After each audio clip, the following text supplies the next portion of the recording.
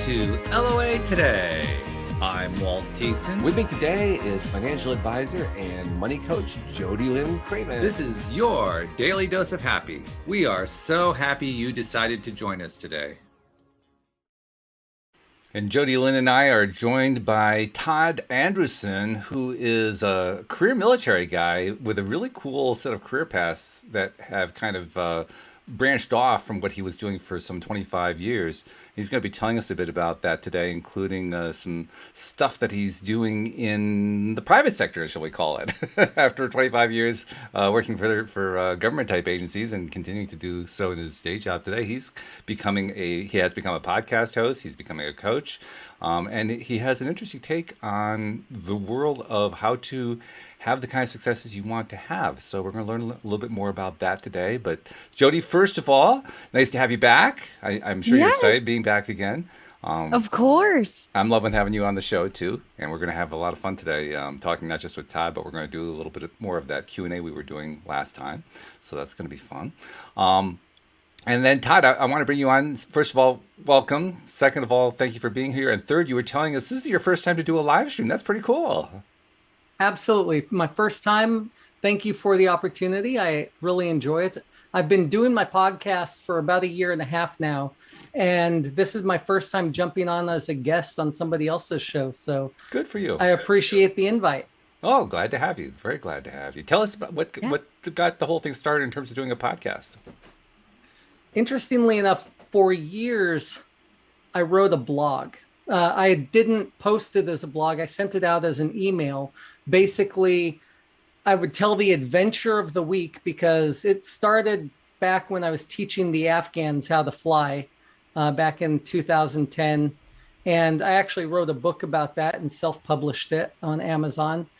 But it was a book where I would tell the adventure story of the week of here's how they tried to kill me this week, followed by the spiritual growth that I went through that week in my studies and everything, because I was gone for a year. And then I was also gone from my family for about 22 months. So it was a long period of personal growth, personal study. And I shared that experience with friends and family in the form of a blog. And I thought that it would be good to eventually change to a new medium to go into podcasting, as I saw that was the new blogging. And I didn't plan on doing it when I started it. I was not going to do any of these things that I've started and jumped into until I retire from the military. And I'm about a year out from retirement. But then I was thinking and praying and just listening to my intuition about a year and a half ago. And I got that prompt, that push to start it now. So I said, okay, I don't know what I'm doing. I'm learning as I go. But as so many of the motivational speakers and everybody else says, the law of attraction, you need to move when you get that inspiration. So within 3 weeks, I had launched my podcast, and I've done over 100 episodes since then.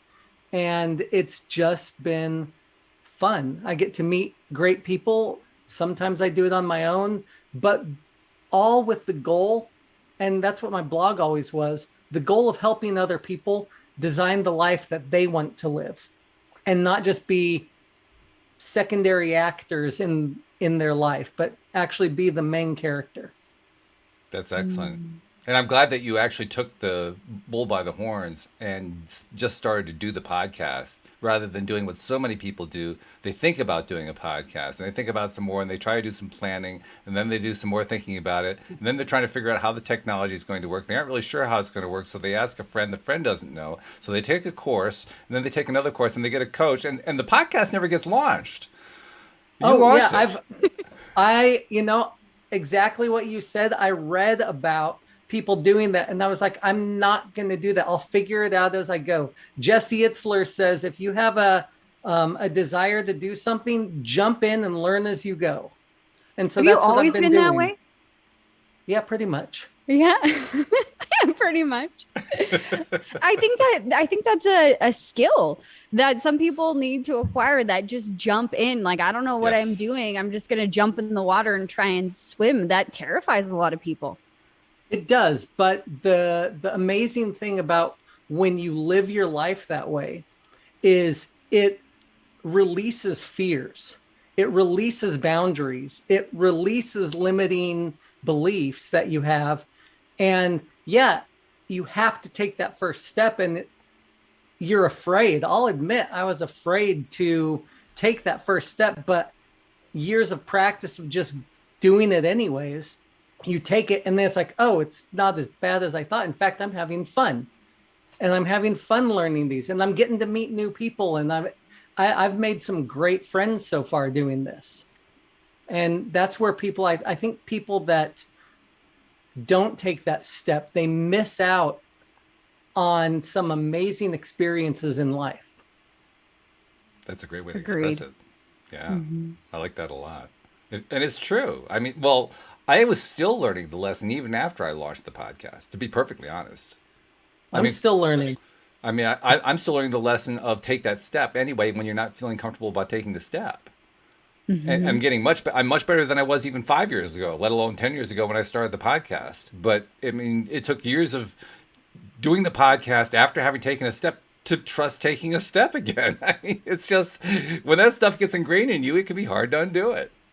I think it's something that we have to constantly relearn. If we're not always challenging ourselves and we're not pushing our boundaries and pushing our comfort zone, because that's really what it is we take that step and then we build a new comfort zone around us, and then we're happy there.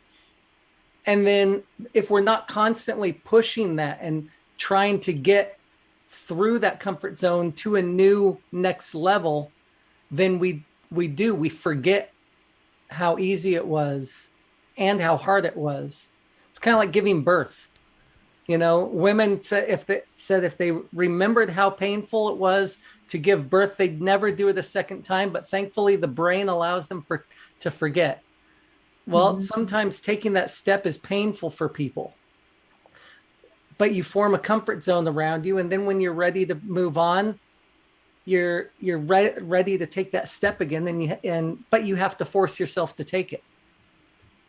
So Take that leap of faith. Yeah. Yes. And you've done it before. This isn't the first time you've taken the leap of faith because you're a pilot. I mean, that takes a leap of faith the first time you do that. I started flying when I was 15. I told my mom I wanted to fly. She's like, okay, I'll take you. But she didn't really believe me. Then I got my pilot's license by the time I was 21, and she started to believe that maybe I would do it. Then I joined the Air Force, not in a non-flying enlisted position, finished my degree, and got picked up as a pilot in the Air Force. And then she believed that maybe I was going to make flying a big part of my life.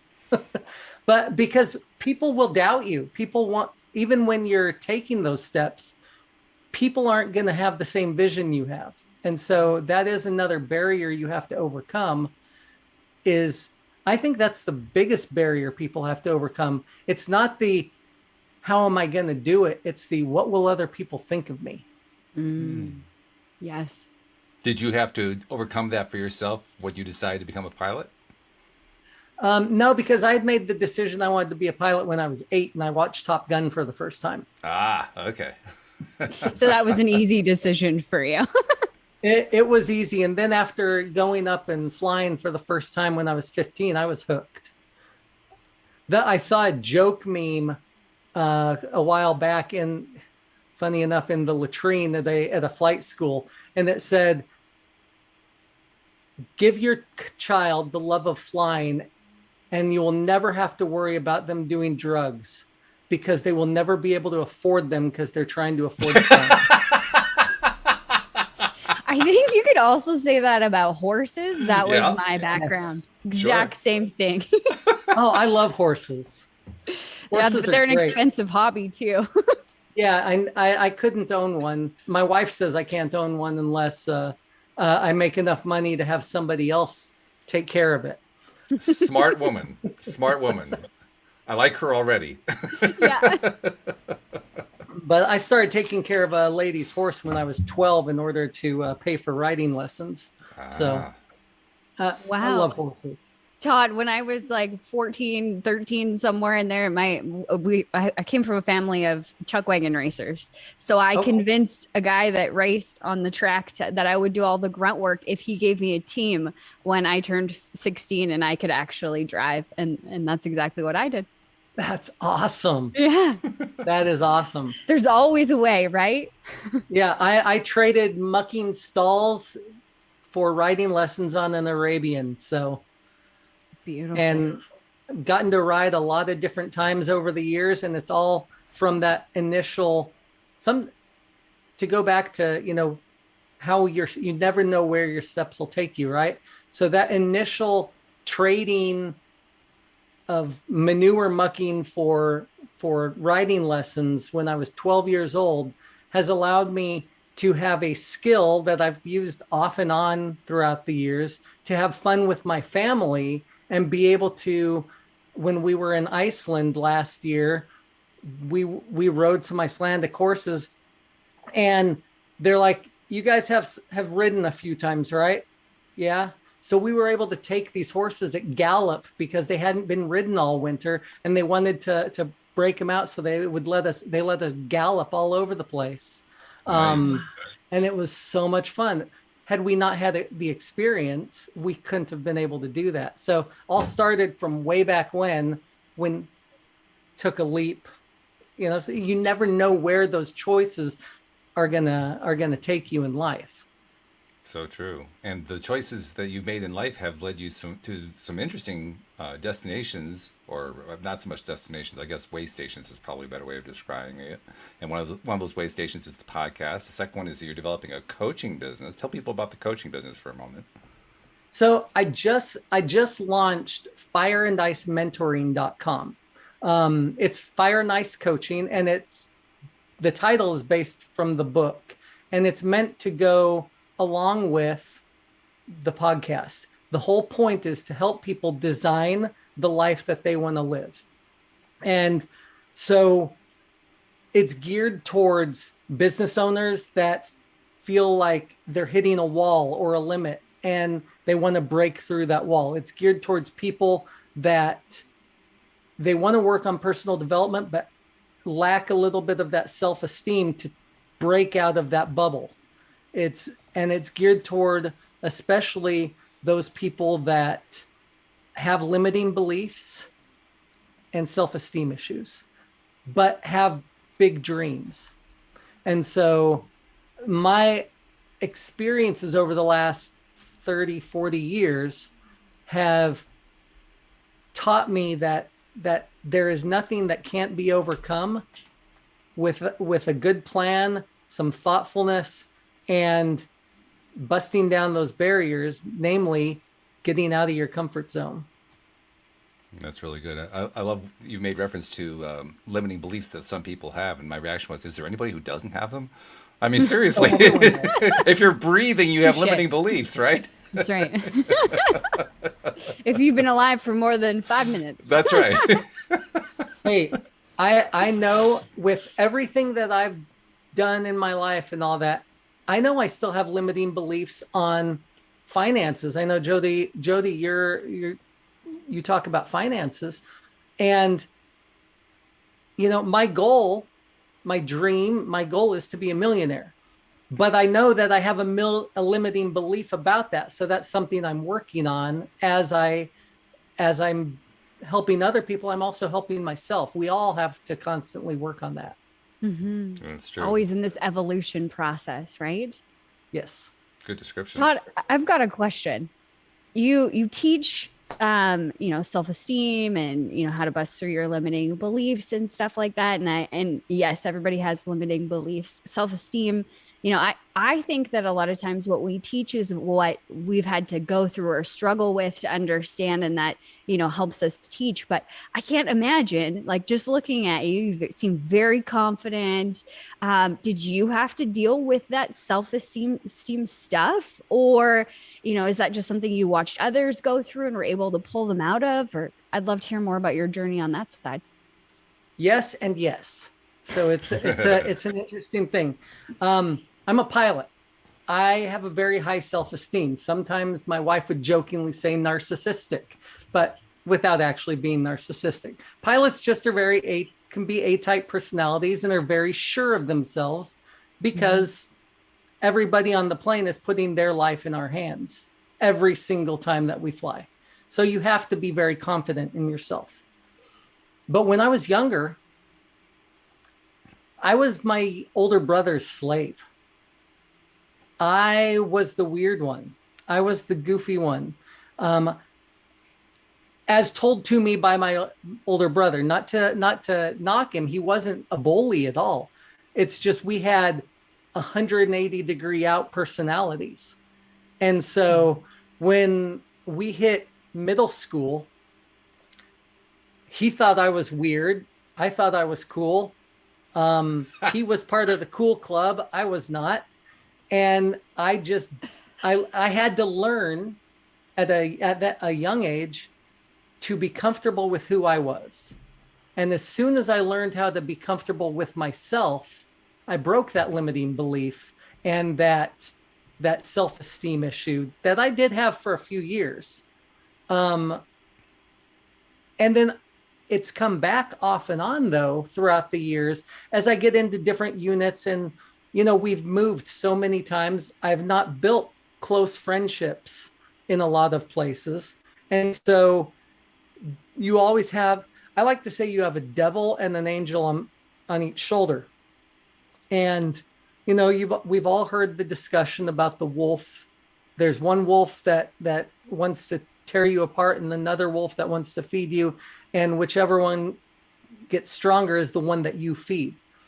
And every so often that devil or that negative wolf will get in there and say, people just don't like you. You're just kind of weird. You're a little bit different. You're not the normal guy. You're definitely not the typical pilot. And all these things, blah, blah, blah, blah, blah. And I would have to overcome those again. And now for me, that may be a much quicker process than for other people. I mean, I have never been down for that long, but I do understand when others are going through that. I think God blessed me with a little bit of empathy to be able to understand others' emotions and see what they are going through. And I've had to experience a little bit of everything which has helped, even though I don't experience the worst of the anxiety, I've had anxiety. Even though I haven't had the worst of depression, I've been depressed. And so having little experiences, it allows me to understand what some people are going through. Yeah. If that answers your question. Definitely. That's really Absolutely. good. I think that's magnificent. I mean, you were so young to go through that the first time and just decide, I'm going to be comfortable with myself. I like who I am. I think, there's a lot of people in this world who are 70, 80, whatever, and still don't feel comfortable in their own skin. I know that took me a long time to be comfortable in my own skin. Sure. Well, and that's one of the things I really try to help people with and to understand, because I think poor self-esteem and not being comfortable with ourselves, which is part of poor self-esteem, is really a root cause of about 90% of the issues, both mental and physical, that people go through. And she's not comfortable. Exactly. She's got to get comfortable.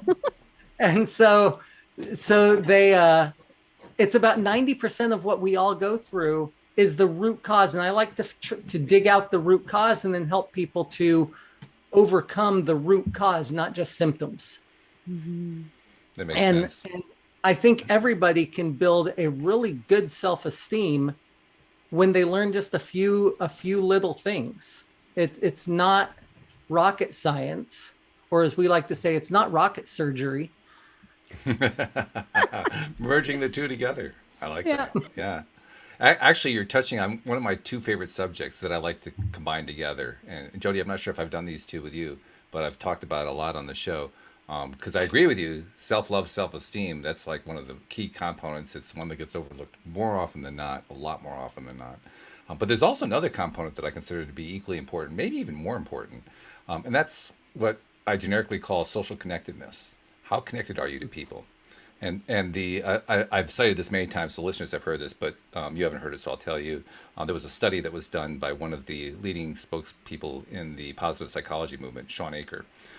And the study that he did at Harvard University, he was trying to identify what it was that made Harvard students either succeed or not succeed. And he did this huge study, lots and lots of questions, and he couldn't find any correlations except for one question that he threw in at the last second as kind of an afterthought. The question had to do with social connectedness. And when he added it all up, when he combined all the data together, he found that there was a zero point 0.7 correlation between social connectedness and whether or not you're going to be successful in life. And zero point 0.7 means 7 times out of 10, it's going to accurately predict it. And to give you a context for that, by comparison, the correlation between smoking cigarettes and getting cancer is 0.44. So it's a very, very high correlation. And in my mind, when I combined how well or how poorly socially connected you are with your self-love, self-esteem, self-confidence, to me, that's pretty close to 100% predictive of whether or not you're going to be successful. Going along with that, I recently read or heard about a study that looked at longevity and social connectedness. And they found that people with a much higher social connectedness value, or in other words, more friends, tended to live 7 years longer and healthier than those that did not have friends and they did not have that social connectedness. So it literally is your life to be socially connected. And not social media connectedness, no, but actual friends that you get together with and do things with. Mm-hmm. Not that there's anything wrong with social media. I mean, some of my best friends in the world I know virtually, like Jody and now you. So the internet connection has been wonderful. But I agree with you. It's always better if you can do it in person. Mm-hmm. Oh, I agree. I was lucky enough. Last month, I went to Ireland. I'm in Europe, so I can travel to a lot of different places for not too expensive. So I went to Ireland for a weekend to meet 4 of my friends that I had made over the last 3 years on Instagram that all live in a certain city, and met them for the first time in person. It was so much fun to just go out to dinner with them and hang out and get to know them on a social basis. Yeah, that's always fabulous. That's so cool. There's something about being in person. I mean, even when we're connecting right now via Zoom, and it's going out through StreamYard as well. But with that virtual connection, you're still dealing with the fact that we're looking into monitors, we're talking into microphones. There's like little half-second delays in what we're saying and so forth, and so we adjust to it. I mean, we handle it, but it's not the same level of spontaneity that you have when you're in the same room. I mean, if you got 2 people talking at once, it's not like the technology is blotting one of you out. You still hear everybody, So all that dynamic that goes on when you're in the same place is different, and it's valuable. Oh, yeah. Even just watching people's body language and feeling into their energy when you're in the room, it's way easier to figure a person out, to connect with their heart, like to see what's behind the eyes, I guess, a lot easier than on Zoom or, through social media or something like that. You have to, I think, tap into yourself a little bit more over streams like this so you can tap into everyone else. Whereas in a room, if you're, empathic or, you're just connected to the energy that's around you, you can feel it and you're aware of it. When you're in a room with other people, it's way more vibrant, like easy to spot. And I think that's why some people aren't socially or social beings, is because they don't know how to deal with all of the data that their body, their brain, their eyes are collecting, and it overwhelms them, and they got to get out. That's a Well, good and point. there that is a good point, because there is a difference. There is a true scientific difference between introverts and extroverts. Mm-hmm. And it's funny, they tend to get married. Introverts truly get drained in social settings. Mm-hmm. It literally drains them of energy, whilst extroverts like myself get energy. Like, I'm actually getting energy. Before this call, I was tired. I didn't sleep well last night, and I was just, but as we go through the call, I'm getting excited and I'm feeling the energy.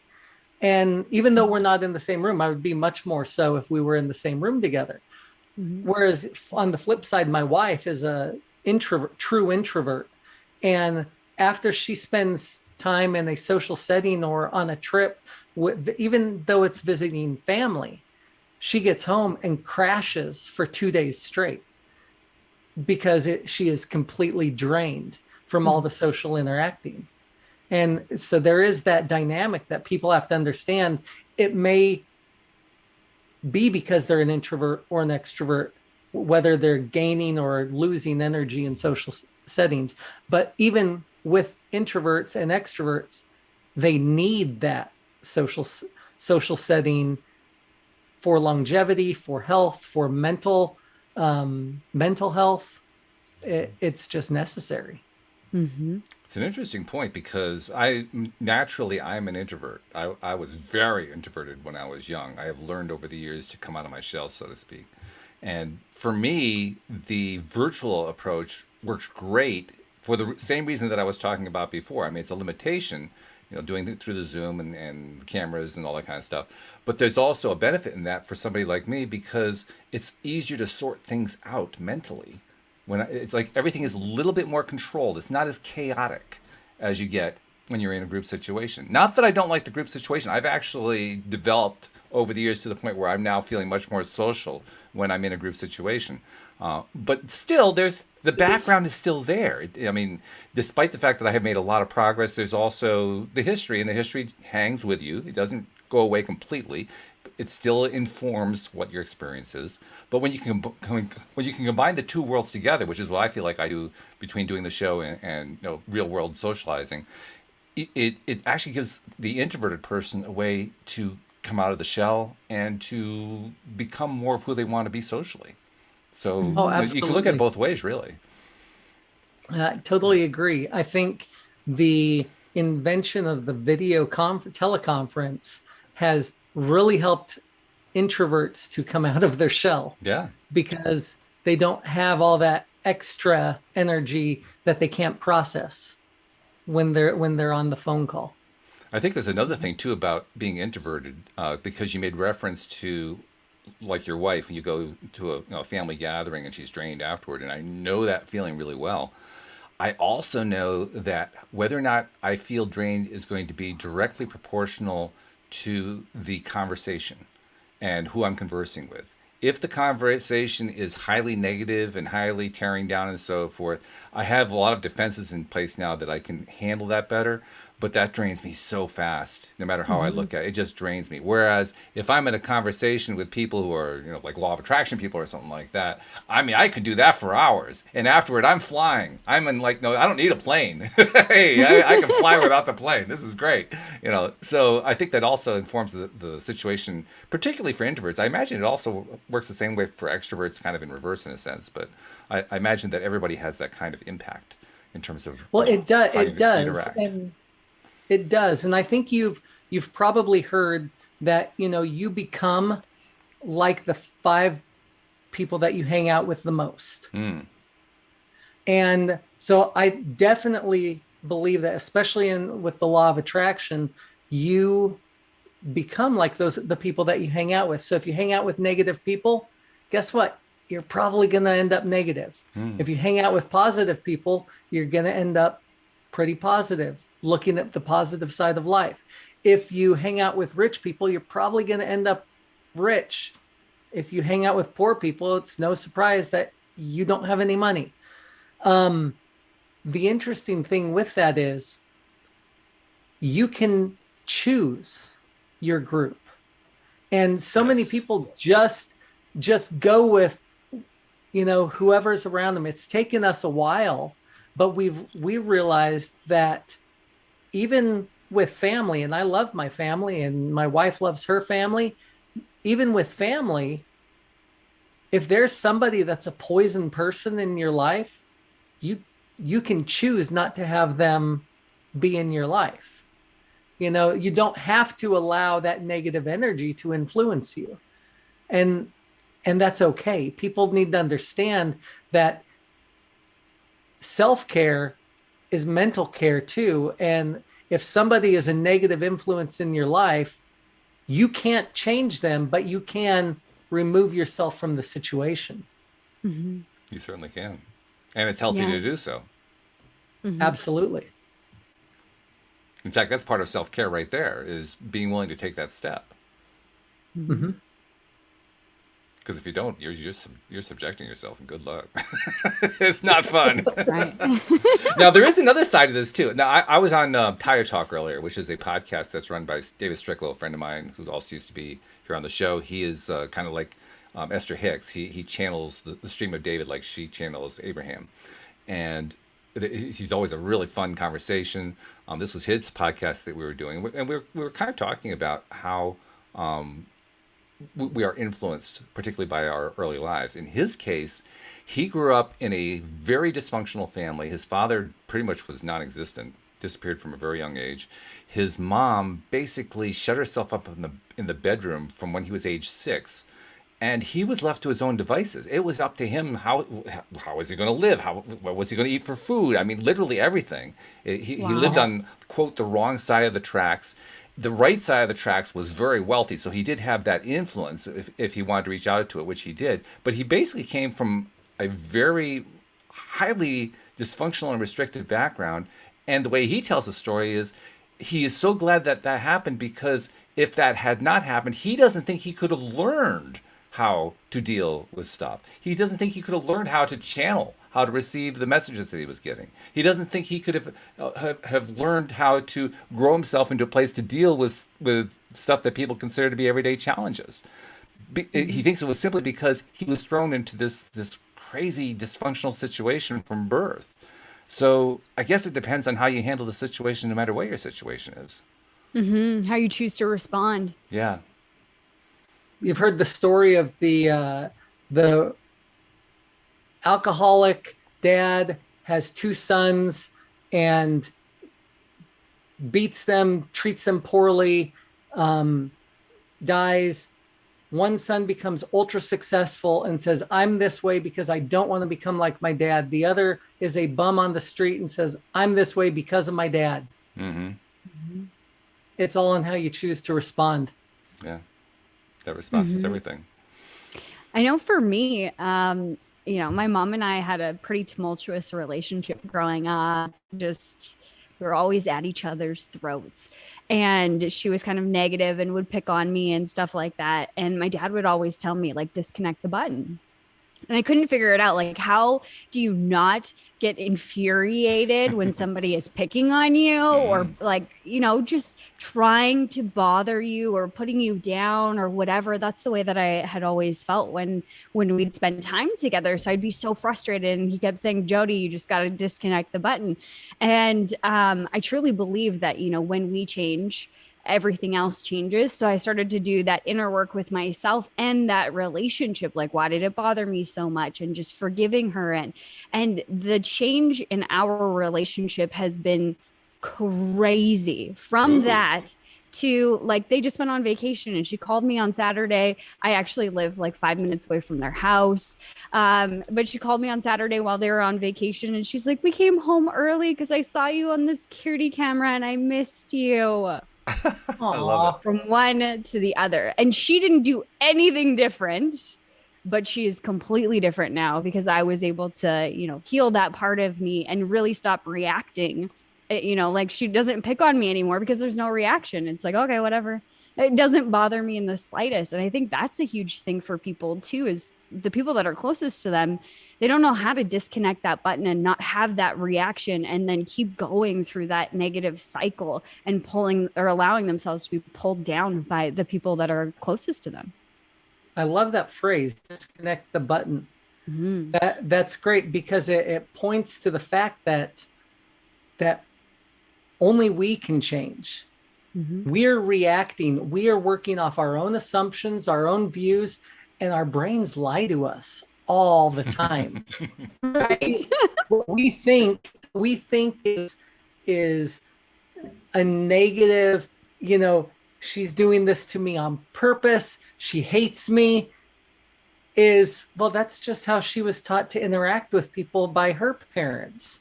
And there's nothing malicious in what she's doing. It's just her personality, right? So when you disconnect that button, when you disconnect yourself from those assumptions or that mental lie that your brain is telling you, you're able to see it from a different view.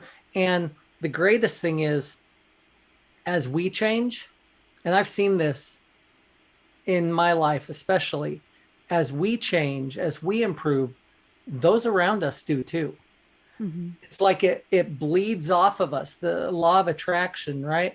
The frequencies that we've changed in our life vibrate differently around those that are around us, and they change without actually realizing that they're doing it. Yeah. Because they're adjusting to our new frequencies. Mm-hmm. That's always exciting, no doubt about it. By the way, Jody, congratulations on making that change, because those kinds of changes are hard changes to make, and you did it. Thank you. You deserve a pat on the back for that. That's great. There you go. Yeah. All right. That is awesome. Thanks, Walt. I mean, it's been an incredible journey in that respect, because we had such a hard time connecting, and I had always felt really picked on. And, that was something that I really struggled with for a long time in my life, was a lot of frustration and anger towards my mom about this. And to go from that to, last weekend, her telling me, I came home because I miss you so much. Like, she's one of my best friends now. Our relationship is completely different. And it just really supports exactly what you had said, Todd. When we change those who are around us. And I use that a lot in my coaching, as my relationship with my mom, because she didn't physically pick up a book and do anything physically. It was me, and everything changed around us, which is so beautiful.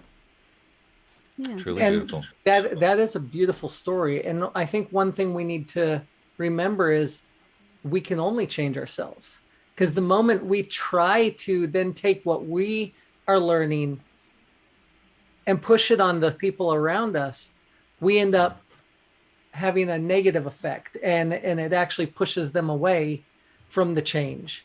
Mm-hmm. So we can only change ourselves. Mm-hmm. Hey, Jody, I got a question for you.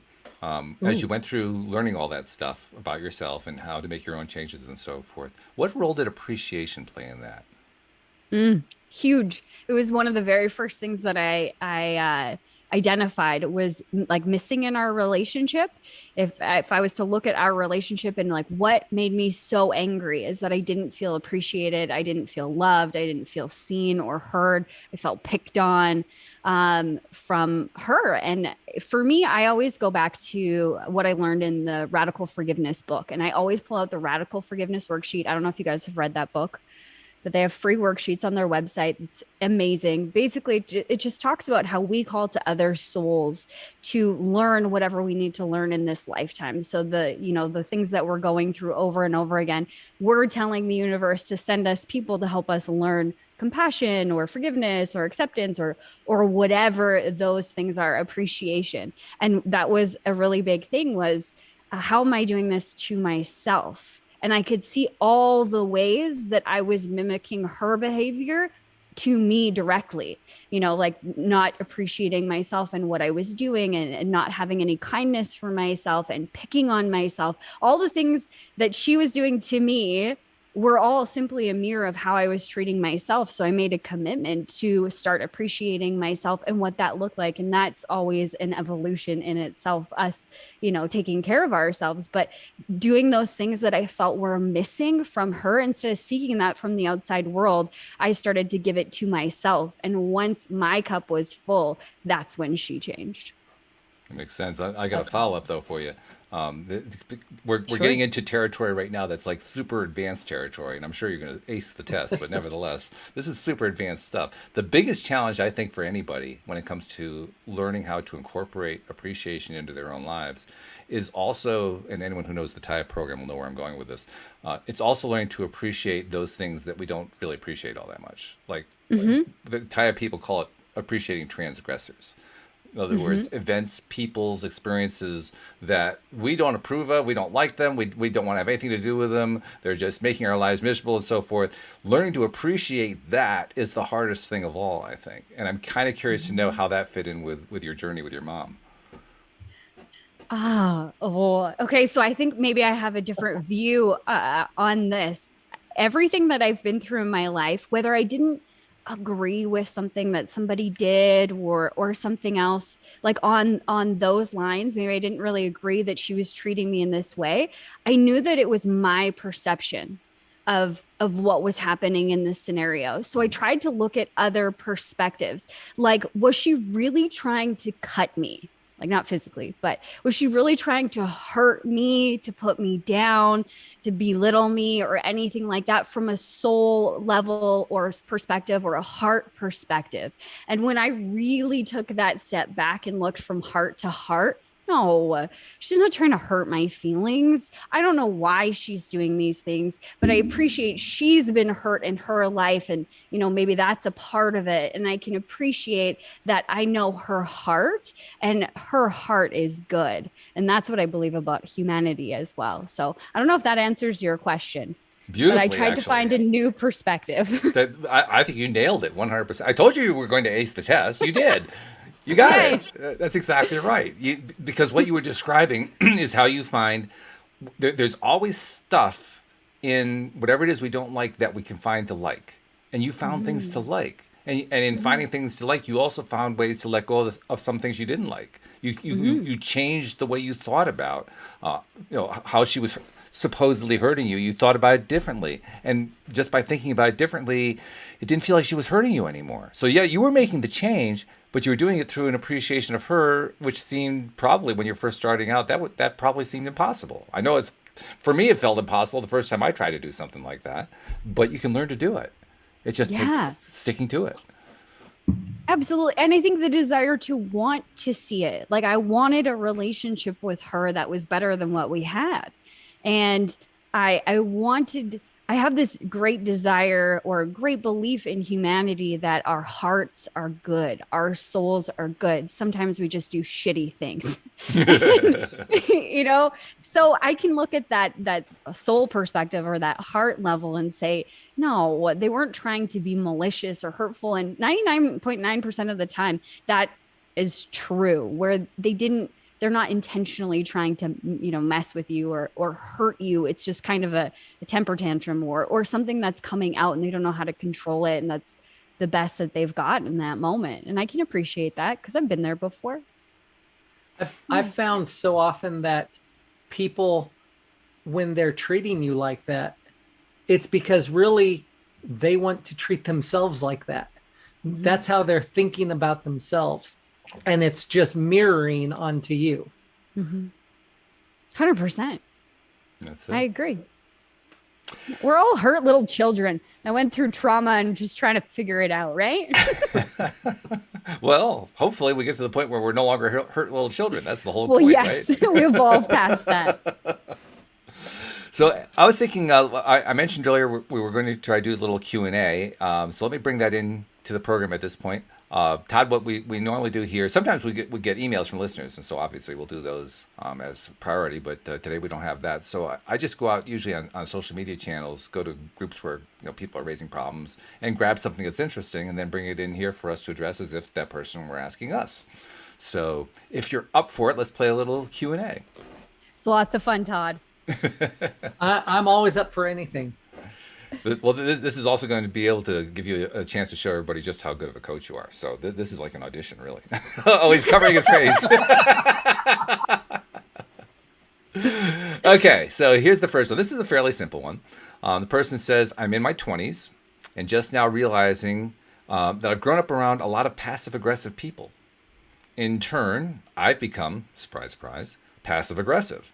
I hold on to anger and have the worst communication skills. So what can you give me as advice for dealing with this?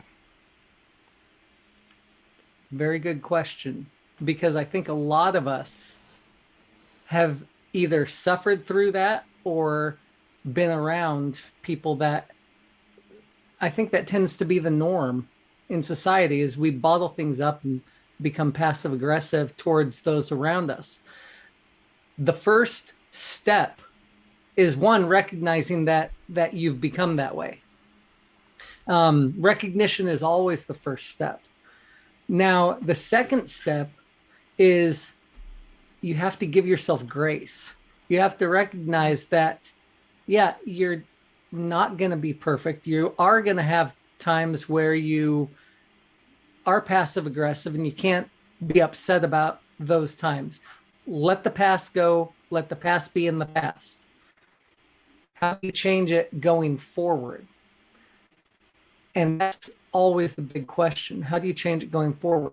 So first off, I would start with having you write down a description of who you want to be. What kind of communications do you want to have? What kind of, not personality so much, but expressiveness in your personality do you want to have? Write it down in as much detail as you can possibly think of, and read that every morning before you start your day for 21 days, and see if that, and then read it again before you go to bed. Because when you put it on paper and then you read it out loud, one, putting it on paper makes it real. You're recognizing what you have done in the past, but you're saying, I'm leaving the past in the past and I'm going to change. And I'm changing today. This is the new me. And so you read it to yourself in the morning, read it to yourself at night, and then you focus on it. And throughout the day, you can reflect. How did I respond to this situation? How did I respond to this situation? Oh, I'm holding emotions in too much. I'm being too quiet. Okay. I commit to the next time somebody asks me a question, I'll respond immediately. And you don't focus on, when you're going throughout the day, you don't focus on the end goal of being, you do that when you're reading your paper. During the day, you focus on each individual situation. You be in the moment and you just respond. How do I want to respond now to this situation? So a lot of work, the best thing you can do is for that is to get into meditation or study about living in the moment and being present. Because when you're present, then you can actually focus and change your reactions. Hope that helps. That's good. Yeah. You want to go for it, Jody? Yeah, sure. I really love what you said, Todd. I'm along the same lines. I think the first step, like Todd said, acknowledge. And I would put a twist in here as well, because I think we always do things because there's a benefit to us. So what is the benefit, or what is the perceived benefit that you're getting from being passive aggressive? Is there a belief system that you carry or that you're holding that I can't speak my truth because I won't be liked? I won't, nobody will listen to me. They'll yell at me, whatever it is. Finding that root belief system that is causing you to be passive aggressive because you're doing it because you believe that is the best way, or that's what you've learned is the best way. And then really needling down into what would be a better way to say it. For me, early on in my 20s, my early 20s, I was in a, verbally abusive relationship. And in that relationship, I started to kind of like turtle. I didn't say how I felt. I didn't, stick up for myself. I was like gaslit. What I don't know, like all of the things, but I didn't have a voice anymore, because what would happen is I would try to voice something that I'm afraid of, or, angry about, or whatever. And it would be the explosion of the century. And I was fearful at that time. So I had to really learn how to communicate after that. So something I always do when I'm communicating and things are tough to say is I take a moment to identify what is it that I'm feeling and why I'm feeling that way. So I don't respond right away all the time, because, sometimes if I were to respond in that moment, it might not be what I actually want to say. So I want to be reflective on what I'm feeling and what I need to say. And then the way that I did it for myself to start having these bolder conversations or actually telling my truth is I started with people who I felt safe with, and started with uncomfortable conversations that I could baby step into so I could gain more confidence and more ground that way. And learning, where I kind of falter, or, where I'd fall back into old patterns, just like you were saying, Todd, this reflection of, how did I show up and how could I show up, or how do I want to show up better tomorrow? And with all of it, just love and grace for me as I go through the process of learning to communicate better. I love that. Really good. Thank you. Yeah, you guys are a tough act to follow, I have to tell you. Good luck, Walt. Well, I'm not going to create anything new here. I'm just going to tie in what we talked about before, because I think it really just ties together what both of you said. Because we were talking about social connectedness, and we were talking about self-esteem, and we were talking about how important they were. So I'm going to bring them in and say, first of all, you've been hanging around with passive-aggressive people. Well, who do you want to hang around with instead? Yeah. Get out Todd's piece of paper, and on the piece of paper, I'll turn it over on the back side and make a list of all the kinds of characteristics of people you want to hang out with that are not passive aggressive. What are they? If they're not passive aggressive, what are they? How do they behave? When you talk with them, how do they treat you? What's their general philosophy of life? How do they approach things? What is it you enjoy about hanging out with them? Think about who that kind of person is and make a very clear list about it. And then in terms of your own growth, if you follow what Todd and Jody said, you're going to grow like crazy anyway. But take it a further step and ask yourself, who do I want to be? Yeah. So now on the other side of the back side of the piece of paper, make another column. Here's all my characteristics of who I want to be. What kind of person I want to be. How do I want to be perceived by others? Do I want to be perceived as tough? Do I want to be perceived as kind? Do I want to be perceived as passive aggressive? What's it going to be? Make a list. Identify your characteristics, the ones that you want to be. And when you do Todd's exercise, reading back that same list every day, flip it over and read those lists too. Do all of them. Do all of them at once. So basically, you're working on both things at the same time. You're working on yourself and you're working on your circle of friends. Do all these things that we talked about here. My God, your life will turn around so fast, it'll make your head spin. Right. And one just little addition to that is just make sure you write it in present tense as though it's already happened, because that is what really brings the power of the written word into fruition. Is when you write it as though it's already happened and you read it back in the present tense, your subconscious will start to believe it. Your subconscious can't tell whether something is happening now or gonna happen, if it's real or not. It believes what you tell it. That's why kids especially can be easily manipulated with because their brains are still developing. But everybody's subconscious can be taught and trained, and it's something that we can do to ourselves. We can change the way we think, literally. And if we do what Jody and Walt and I have said, you can change your life 180 degrees. And it's fast too. That's the other thing that's really interesting. When we make the changes in ourselves, it doesn't take long. No. I mean, it's pretty darn quick. In fact, it can be scary how quick it is. Real quick case in point.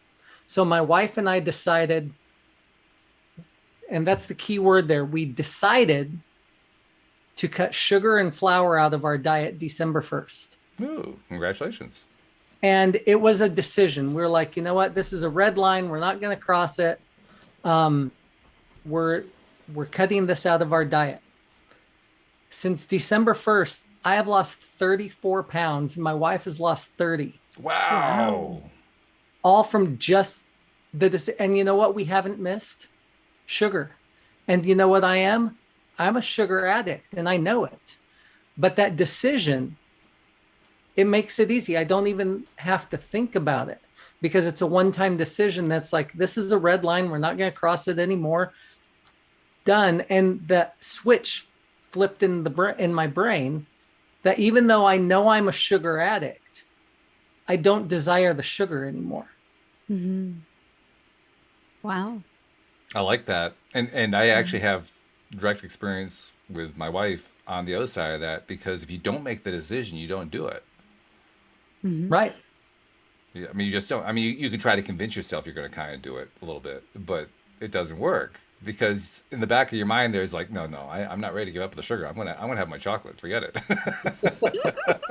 I wrote down a phrase earlier before the call that I think is perfect for this. It said, if you give a person what they need to change, that wants to change, the information they need, the person can choose to act and change or fail to choose and remain in place. And that's it. And that's really what the essence of coaching is, because the coach can't actually make the change. The only person who can make the change is the person they're coaching, and the only thing that the coach can do is give them the information to let them decide whether they're going to make the change. The coach can't even make the decision. Nope.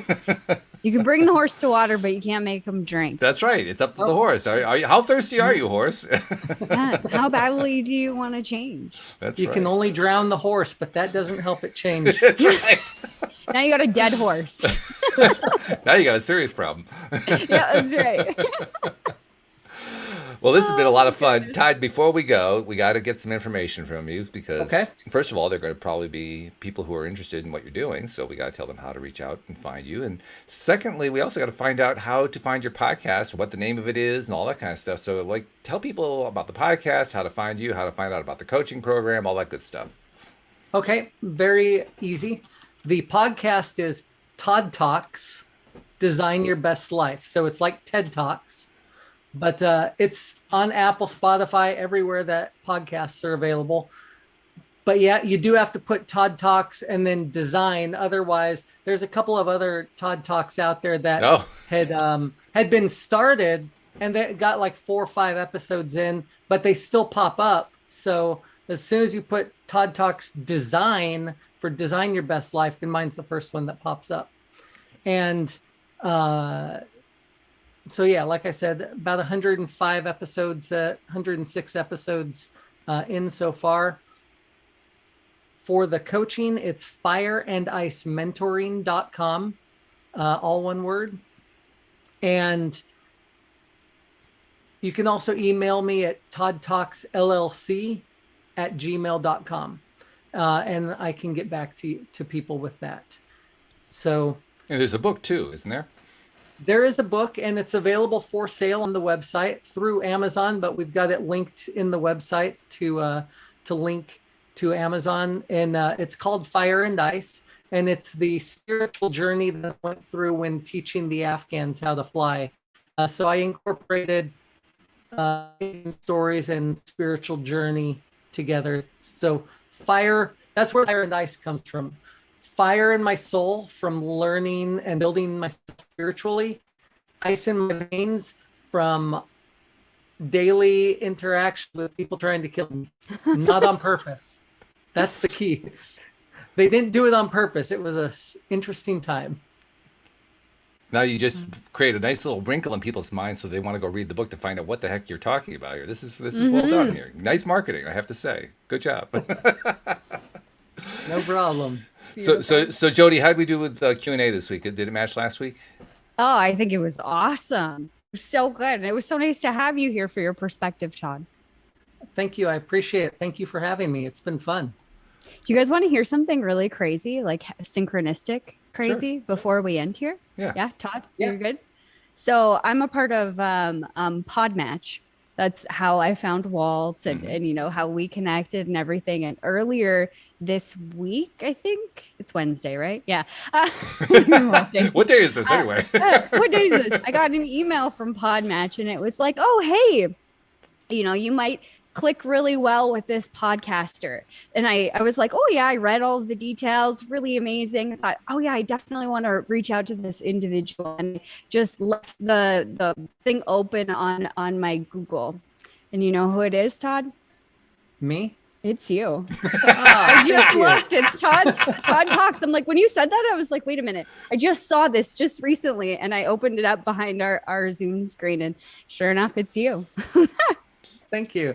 I have been really enjoying. I just signed up for Podmatch 4 days ago or 5 days ago, and I am already connecting with some amazing people and really enjoy getting to know you guys. Hope to get to know you more and not just have this be a one-off, but would love to talk with you guys again sometime. Yeah, it was meant to be. I would say. Absolutely. Yeah. Good stuff. Well, thank you for being on the program. Thank you, Jody Lynn, as usual. You're wonderful. And thank you to our podcast listeners everywhere. We'll see you all next time here on LOA Today. Goodbye, everybody.